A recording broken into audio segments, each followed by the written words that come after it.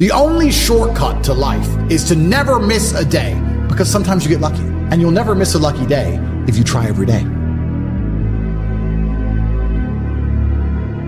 Because when you've come from the absolute bottom to the absolute top, and you've done it all off of your own back, and hard work and dedication, and never missing a day, one, because of compounding interest, and two, if you don't try every day, you might miss your lucky day. And that's what people don't understand. If you never miss a day and you never don't try and you're always on time, was I late today? No, on time, and you try and improve every aspect of your life, and you're a professional, and you try and make sure that you analyze your decisions, you give yourself feedback, you don't make mistakes, you're not lazy. If you try and you make it to the top, because you look at the people down below and you're like, well, why didn't you try? I did. Oh, I did too. No, you didn't. That's a lie. Now you're lying to me, and that annoys me. I believe that they have the lives they deserve because they haven't been prepared to suffer like I've suffered. If I was as lazy and incompetent as these people, I'd be like them. These people, they're not triers. I didn't even have chances that good. I wish I did. I wish I had a billionaire sitting on the internet explaining to me how the world worked. I would have done anything for that. But I've never had that chance. I had to work them all out myself, take huge monumental risks, do the nearly impossible to escape. It's easier to get rich now than it's ever been. This goes back into my mentality about the kind of person who takes risks and takes action. So then people will say to me, this is what's so amazing. People say to me, oh, how do you have all these big Addies? How do you have $100 million of cars? You're so lucky. It's not luck. It's never been luck. I've been the person who took action. And if I were to tell you right now what action to take, you won't do it. So I'm not going to feel sorry for you when you fail. I'm not going to feel sorry for losers. My life is just work. But that's boring, right? But that's the truth about it. I'm on my laptop all day, every day. I have 18 hours a day of screen time. I'm either training or I'm working. Do I know some women? Yes, of course. Do I have some fancy cars to drive? Yes. Can I go to the odd restaurant? Yes. But the majority of the time, all I do is work because that's what I enjoy to do. I don't think most things outside of work are as entertaining as the work itself. That's why I'm successful. Yeah, I do have women who I know, and yeah, I can have that crazy lifestyle, and I did it for a while.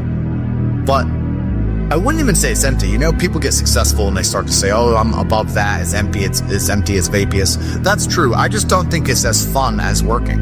I think just winning is fun. I think the whole point of life is a man is competition in the first place. Life is rented. I know exactly what you're saying, but I'm saying my philosophy is that you never own anything that you're not renting anyway. Your physical health is not something you have. It's something you rent. If you don't look after it, you lose it. Just like a house, if you don't pay the rent, you lose the house. It's the same as your business. If you don't look after your business, you lose the business, you lose your money.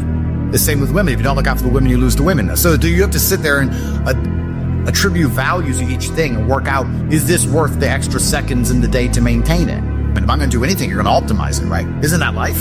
You go to the fight gym and you spar and you lose and you get better. You attempt to optimize it. You try and make some money. You attempt to optimize it. You attempt to grow the number of followers you have on your YouTube channel. When you go out dating women, you attempt to optimize it to get better at it. If I'm going to speak to people, I'm going to optimize it to be maximally effective. I want to be the person who can say less words than everybody else and have a larger impact. That's what I want to do. I've chosen that. I've decided to do that. I understand that to be able to do that, I also need to have a certain persona and a certain capability. It's hard to do that if I'm not financially successful. It's hard to do that if I'm physically weak. If I walk into a room and I want to bellow and I want to sit and talk in a particular manner, but I'm physically weak and broke, nobody gives a shit. But I have real world accolades. Also, a lot of my real world accolades are based on the fact that I've suffered and I'm prepared to go through difficult scenarios for the things I've said, which once again adds credence to my words. Does happiness exist to you? I don't think it's important. I am already happy, and I'm happy all the time, even when bad things happen. I'm always a happy person. I don't operate in the happy, sad paradigm. So to me, I'm always happy because I don't measure it. If you don't measure something, it doesn't exist. If you give attention to depression, you're depressed. If you give attention to how happy you are, you're always going to be measuring if you're happy or not that day. If you don't think about those things, they don't exist. I don't give measurement to them. Is that the heartbreak part is the best part. Yeah. That's the real love. The whole holding hands, everything's happy, we're out at dinner, smiling, laughing. No, that's boring. The true memory of love, the actual real fun part of the love is the part where you feel the deepest, and you feel the deepest when it goes wrong. And we can apply that to everything. That's the funnest part of life. Funnest part of life. It's never fun at the time, but in retrospect, when you want to use hindsight and analyze your entire life via the lens of your mind, when you go back in time, those bad times are the best times. Because I believe as a man, chasing happiness is probably the most asinine thing you can do. It's the easiest way to lose as a man is to chase happiness. What will make me happy is not how you win as a man. How you win as a man is, I don't care how I feel, what must be done. And really the only thing that's fun in life is work. The only thing that's fun is the thing that made you rich in the first place. That's the reason it made you rich, because you found it fun. There are no fun activities to do once you're rich. The only thing you can really do is slow things down.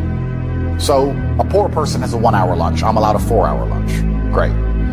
You can add some time to things. But I don't know. I see there are some other rich people who, they get enamored by wine, and they think that giving their life to tasting different grapes is somehow not a complete waste of consciousness. But they're dipshits. And that's why they're not important. That's why no one knows who the they are. So when I talk to other millionaires, they're like, oh yeah, with wine, I like to spend my time wine. Well, then you go do that. Life is just, it's a game. We're living in a simulation. And if you want a high score, you have to choose the highest difficulty. So I want a high score. A lot of these people